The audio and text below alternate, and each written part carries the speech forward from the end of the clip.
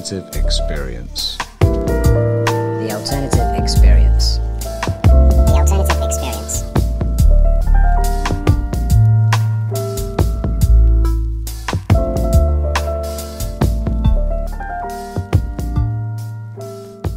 Hey everybody, Nicky Joe. Welcome to Alternative Experience. Thanks for tuning in. So, around about 9 years ago when we were pregnant with our first child, Lily, my wife took the decision that after she had done the sort of first year and obviously Lily was established, she wasn't going to go back to the corporate world. She had had enough of recruitment, and we both agreed that it was a really good time for her to kind of pivot and change her direction. Now, after years and years of suffering with alopecia, not only losing sort of chunks of her hair, but also her eyebrows and her eyelashes, she decided to retrain as a cosmetic tattooist.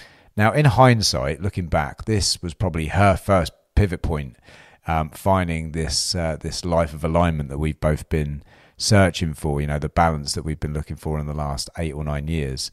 But even at this really early stage, she knew she wanted to do something to help other people. Now, whether that was other people suffering with alopecia, other people that maybe had lost their hair during sort of chemotherapy, or even, I suppose, people, specifically women, that really needed a lift in life. Now, her first year went extremely well.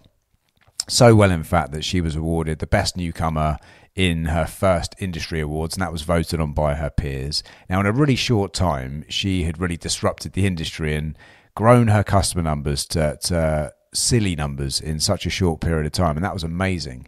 It seemed she kind of had this winning combination of skill. She was very good at what she did, even though she was inexperienced. She had a very good business sense and common sense, but I believe her X factor was actually her energy.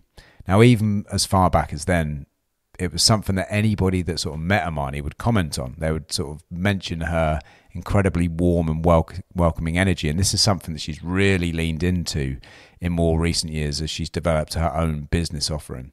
Now, around 12 months later, I'd started my natural health practice. And early on, it became really obvious to me that a worrying number of people were suffering with their mental and emotional health. Now, I would estimate at that point in my earlier clients, maybe the first 100 clients, at least 90% of them, when they were sort of completing their forms, fell into this category. And I kind of made this observation and sort of mentioned it to my wife, and it sparked up a bit of a conversation. And it's actually a conversation which is, I suppose, in the last 9 years, been one of these long-term thought exercises that I have. Now, we didn't talk about anything confidential. We didn't discuss specific clients, but we both estimated at that point that at least 85% of our clients were on long-term antidepressant medication. Medications that shouldn't be taken for more than 3 months were being taken for, at times, up to 20 years. And what was extremely concerning to both of us was, even though they've got this big warning sign on the box saying not to be taken for more than 12 weeks, that didn't seem to stir any suspicion in those that had been taking them for such a long time. Now, my wife went even further. Over 50% of her clients at that point were also in therapy, and in most cases long-term, 3 to sort of 5 years minimum. So the reason that it sparked up a conversation is actually the small solace I took from all of that suffering was that all of the clients that I was helping, this was with CBD at the time, they were sort of all choosing themselves to ditch the meds in favour of the CBD or the newfound natural methods. And they were all experiencing continued improvements in their quality of life. Now, for me, this was like one of the first early warning signs, one of many over the last sort of 8 or 9 years, that tells me something really isn't right with our current mainstream symptom management approach to the health of the population. However, at this point, when we were having the discussion, it was really just a sad observation that we had both made during the very early stages of our new businesses. But obviously, over the next 8 years, as we continued to grow and we formed Heal, that is a worrying pattern that's only gotten worse, especially with the events of the last 4 or 5 years. Obviously, I assume the problems got worse as well. Now, over that period, we naturally start to identify patterns. Now, patterns both in what gets people to that point, deeply imbalanced, unhappy, stressed, ill, and asking for our help, but also patterns within, I suppose, the failures that they've suffered when relying upon the conventional healthcare approach, the mainstream approach, I suppose you would call it. Now, these days, the vast majority of our clients arrive at our door on some kind of long-term medication, SSRIs, pain meds, statins, you name it. And in most cases, anything from 1 to 20 years. And many of them have either been in or are still in therapy. Now, we ask them how they feel about their therapy sessions, what they like about them, how it helps them. And most will actually say that after an initial improvement when they first started it, it tends to kind of fade away. And oftentimes they're only really going because it was recommended by their doctors. And when we probe further, we consistently see this pattern. Despite that initial improvement, which may have kind of helped them to begin processing their issues, over time it begins to feel like they're just rehashing their problems continuously. All the things they're unhappy about, and obviously it doesn't have a very good effect. And the fact that they don't seem to feel that there's any end goal in sight, I believe here lies the problem with a lot of traditional talk therapy. Now, talk therapy works. It can be highly effective, and I would actually go as far as to say that without it, many people will really struggle to come to terms with whatever it is that's causing them to suffer. But I strongly believe it should be as short-term, targeted, and action-based as possible. And it should also be used as part of a multi-pronged approach. It's not just talking about your problems that's going to get rid of your problems. Now at Heal, in our practice, we strongly believe that what happens to us in our life, especially our younger years, if it's left unaddressed, it's metaphorically pushed down into this sort of solar plexus. You say, oh, don't deal with stuff, I just push it down. There's reason behind that saying. Now, it's out of sight, but it's really not out of mind. This causes a low-grade stress to absolutely everything that you do. And over time, eventually, this will lead to all manner of health issues. Now, the first step, we believe, is to get these blockages moving using progressive journaling, targeted action-based talk therapy, and a number of other sort of techniques for nervous system management, etc.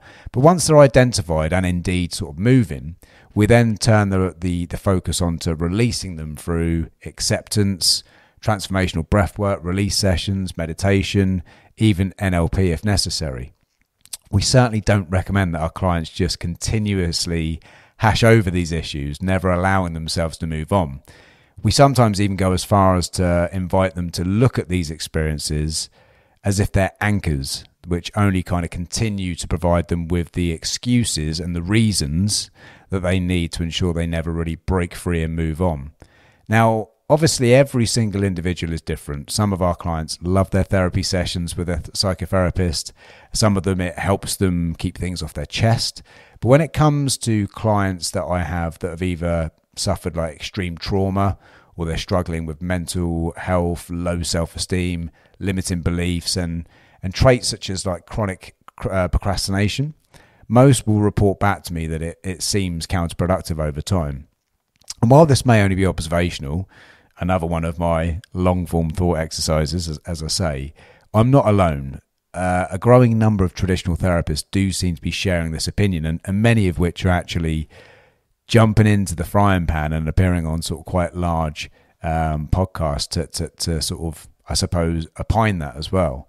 Now, while we know that the pharmaceutical industry works like the world's largest subscription model, would that also be true for traditional industry standard therapy? I suppose I see no reason that it would be any different. I mean, you get referred by your doctor, so I suppose it's run by the same kind of overlords, and we know how much they love their regular subscribers. It really does please the shareholders. Anyway, the final thing I would like to mention, the final observation is, while the above may sound harsh, I may even sound deluded to those of you that are still trusting modern healthcare, every single one of our clients has made what you would call a full recovery. They are completely unrecognizable just when they complete our courses. But more importantly, these changes are ongoing, they're long term. And very often our clients will actually even take their practice even deeper, completely autonomously without our help. Now, life is obviously an ongoing process.